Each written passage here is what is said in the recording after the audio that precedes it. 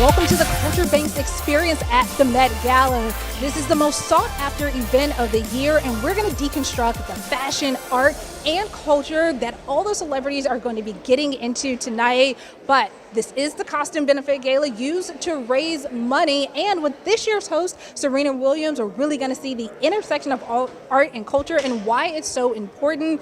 But first, we're going to dip into the amazing art with art curator Cheryl McGinnis, who's here to walk us through the Met exhibit. All right. Hi, Corey. Hi, Cheryl. It is great to see you. It's so great to see you. Thank you for having me here You today. look very camp ready. I am. I'm a little camp, and I don't mean summer camp. Oh. But yes, the question becomes, what is camp?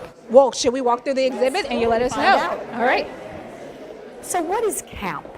And it's a word that everybody, well, associates with summer camp or fun. And it is fun.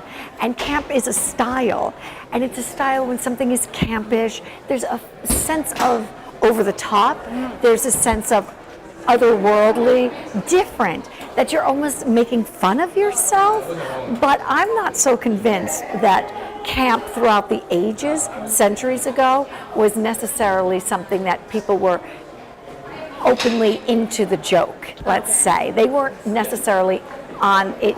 They didn't necessarily know that it was a joke. They were just in the fashion of the day, or what they perceived to be the fashion of the day. And now in hindsight, we call it camp. Well, that definitely makes sense. So let's walk through a couple of the great art pieces here that are really showcasing exactly what you're talking about. All right, so Cheryl, let's talk about one of the pieces of art that really showcases camp.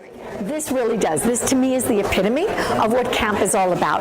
And what do we see here? We see Louis XIV. He is standing in fourth position, and any decent ballet dancer knows that that is a ballet step. And he is also referencing a Moliere play. So we have Louis XIV here as the king of France, but also the king of theater and ballet and all things fabulous and fashion. And he does not see himself as being campish or over the top, but just as this kind of, he is the leader of all things cultural and wonderful. And really, this is where it all begins. Yeah, and it definitely makes sense. I feel like there are a lot of perhaps people in today's current culture that would really love to wear something like what we see Louis XIV in right now. Should we go continue on with the exhibit? All right, let's go. All right, Cheryl, what do we have here? This is a very fascinating. This is fun, right? And you know what? At first I thought, should we stop here? And then I look at it and I think, if this isn't camp fun, okay, what do we have here? We have all of these people bigger than life. Yeah. It's 19th century, and yet we see a center figure who is, I'm going to say, gender fluid, and the clothing and such that's happening, I don't know, but it is the height of camp. You can be who you want to be when you're campish. You can take on an alternate personality. You can play up your own personality, whatever it is. It's fun and it's over the top. You know what I really noticed about this painting here? They might actually be camping, everyone. Do you see this lantern that they're holding right here? Maybe a little late night camp. No, Hustle? they're glamping. Oh, yes, of course they are, because it's all about the exaggerated. And the glamour. Remember, camp is glamour as well. All right, there we have. Let's keep going through the exhibit. Lot to see. So this exhibit is so expansive. I mean, it's covering a little bit of everything, and we haven't even gotten to the actual fashion yet. That's exactly right. And that's what's so exciting about a historical exhibit, whether it's music, art, fashion, is that you get a sense of the history of it. And there's a lot of history, and I think a lot of people are going to be surprised how relevant it is today. Absolutely. All right, Cheryl, we are now in the next part of the exhibit, which is really starting to get into the fashion. Let's just tell our viewers exactly what we're seeing right here. Well, it's really beautiful because here we see that there's an intersection that everything meets. How it's connecting to other aspects of life. For example, we have fashion with a Tiffany lamp, fashion with Dresden dolls. Right. Fashion with furniture. Wow. And we see that there's an intersection that everything meets. Nothing happens in a vacuum in art, in fashion, in music. And one of my favorite pieces is this sublime Caravaggio painting. And it is in the Met collection normally. It's upstairs in the Renaissance galleries. And here Caravaggio, the lute player, and all of this wonderful drapery that you see. I mean, there's so much about Caravaggio's painting that through the eyes of this particular curator, we look at it in terms of fashion. Wow. In the eyes of a different curator, we would look at it in other ways. All right. And so all of this relates to fashion. How about that dress, Corey? Oh. I feel like this is you. Well, I definitely think it's me. It would be the right length. Yes. Yeah, because I'm not that tall, as our viewers know. Well, that's true, but you also look at this Byron Lars that you're wearing, Yes. right? And this is something from 1904. Wow. And so there's Channeling that it today, and I connection. didn't even know I would be part of the exhibit. There you are. You see that? All right, what about this? A beautiful I love number. this. So let's look at this, and then just let's go back to the Caravaggio for a second, and you will see that the fabric, the way this fabric is working, is very much in the same similar sense. So again, Right. this relationship across centuries, across cultures, and it creates this really extraordinary cultural experience. Right. Well, as they say, Cheryl, there's definitely nothing ever new in art. Shall we continue down the exhibit? Because we're going to get into some men's outfits that I definitely think you could see walking down the streets today. Definitely, definitely. All right. When many of you guys think of camp, you might think of Andy Warhol, obviously a very famous artist, Cheryl, who made it into the Met exhibit gala this year. Why is this art here? Well, think about it, right? This is Campbell's soup. It's everything that we know. Andy Warhol was the master of taking pop culture and making it, kind of creating a higher art out of it.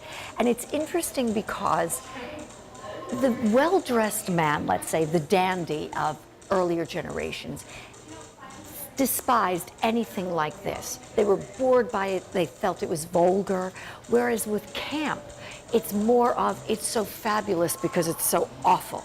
Who would think to wear a Campbell's soup dress? Why does that become part of our pop culture? How does a Campbell's soup can become part? Because it's just so out there. Right. And then it's part of who we are. Well, it definitely makes sense.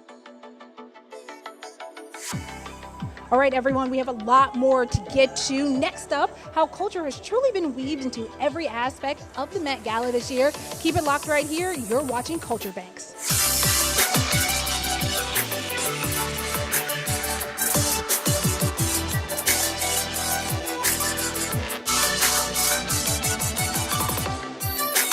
All right, Cheryl, now we've come to what I would say is one of the most outrageous pieces in the exhibit, but a lot of fun, which is camp. So yes, this is bigger than life. This says, I am so fabulous that I could walk around being a butterfly preserve. Why not? I'm already fabulous without being one. Camp is funny. Camp is a wink wink. I've got this. Camp is, my life is so fabulous. Even if it isn't, I'm still going to show up and be bigger and better than everything else. Well, Cheryl, the next time that we go out, I'd like to see you in this butterfly dress. Only if you'll join me in this dress. I definitely will. Should we keep going? Because I think that there might be a piece of art here that people will really, really relate to. Let's go on and have a look. All right, guys, if some of you are thinking, Corey, what are you standing in front of right now? It should look familiar because Cardi B wore this exact dress to the 2019 Grammy Awards, and now it's here at the Met Gala exhibit. Cheryl, I'd love for you to tell our viewers exactly why this is so camp. Because it's so fabulous. It is the ultimate of glamour. It is referencing Botticelli's The Birth of Venus in many ways, the famous painting of the woman on this, of Venus on a shell. And here we have this woman as emerging from a shell. And I remember when Cardi B wore it and she was like coming out of this seashell. And I think she had just given birth, and it was just such a beautiful moment for her. And as this new emerging figure, right, in the cultural lexicon of music and such. And I remember her getting a lot of criticism from it. And I had thought, don't criticize her too much because this has its roots back in the 1920s, 1930s. Right, and then she made it fresh again for an entire new generation just a couple months ago. And someone like Cardi B, who is camp and wears it proudly, can do that. They can give new life to a piece from, and her youth informs this on a different level then. And then we experience it anew. Right. So the Met Gala is bringing in all generations and definitely covering that intersection of art and culture. All right, well, there's way more fashion to get to. You will not believe this next part of the exhibit. So come on, everyone. We're going to keep going through the exhibit.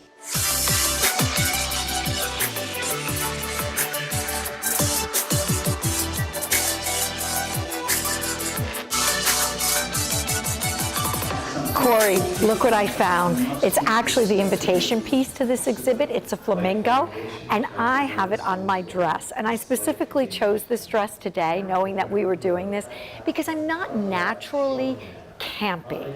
I'm a little bit more subtle than that, but I must say that putting on this beautiful Byron Lars outfit that Zinda Williams styled for me brings out a different side of my personality that I quite like.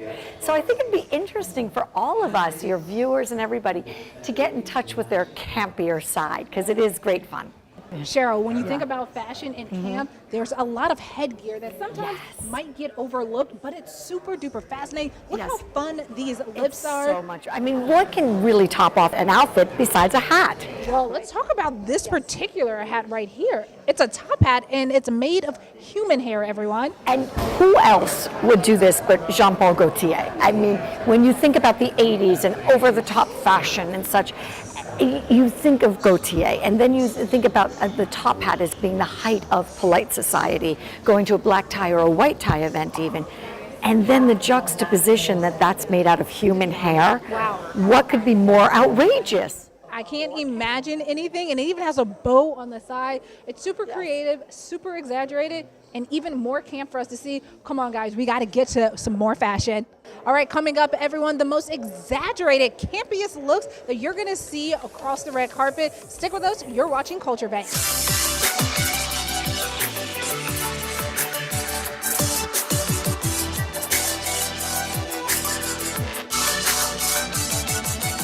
Welcome back to CultureBanx Quest here at the Met Gala exhibit. And right now, we have a lot of drip for you guys watching this exhibit with Gucci and Louis Vuitton behind me right here. This is a bit topical for regular camp, but why is this part of the exhibit? You know, so much about camp is about affluence, right? When you think about being able to afford a Louis Vuitton purse or a Gucci purse, and then you think about being dripped in wardrobe, head to toe in it, you understand that in a way this is campy, right?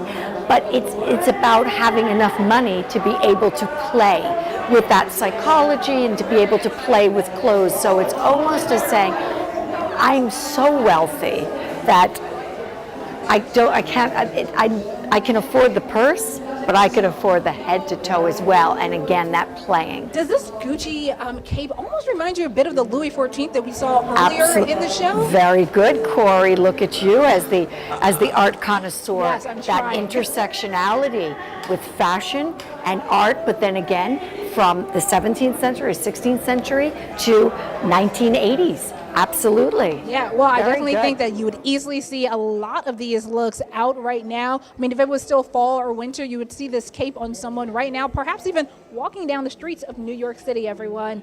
All right, there's more art to get to because this particular exhibit, everyone, is actually 2 levels high. So we're going to go ahead and talk through all of it. Stick with us.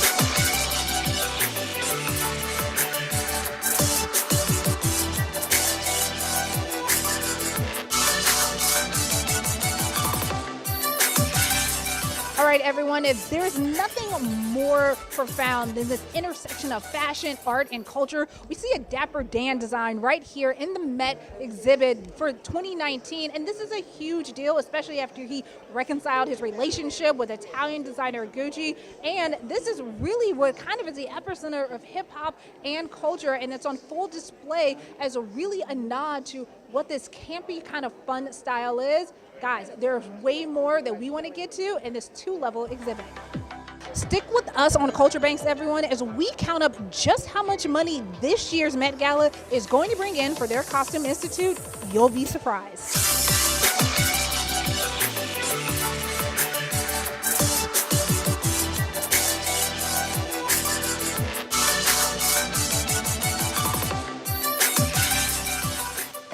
You're back for watching the CultureBanx Quest experience here at the Met Gala.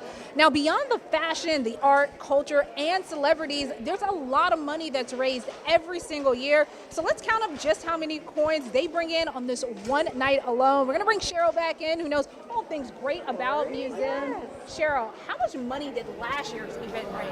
I think it was $12 million, if I'm correct. That is a ton of money, everyone. And I even heard, Cheryl, that this year tickets, a single ticket, everyone went for $30,000, $275,000 for a table. But it's really important to support these type of events. Tell us why. Well, I think what happens is that museums, for the most part, are really cultural institutions. And how do we keep supporting them? And when you have a party like this that really involves Hollywood and fame and glamour and movie stars and Serena Williams and Lady Gaga and all of that, then you're bringing so much focus and cameras and media and attention to the museum that otherwise probably everybody wouldn't talk about on a daily basis. I talk about museums on a daily basis, but that's a different situation. I'm very involved with art. But now the museum will be in everybody's conversation for the next few weeks, and it'll be about the Fashion Institute. And so fashion really captures our imagination, and in many ways it's a really perfect entry level into art. So if you love fashion, then you'll love art. Right, and it's hard to actually get even a ticket if you wanted to pay that $30,000, everyone. It's super difficult, invite only. I've known people to want to pay 5 times that amount and cannot get a ticket because it's really about who's at this event and then how that then gets marketed out into the world. So it's the, as they say, it's the Oscars of the East Coast. Yes, it definitely is. Well, you know what? Coming up next, everyone, how great some of our favorite celebrities looked as they walk up those famous stairs here at the Met Gala.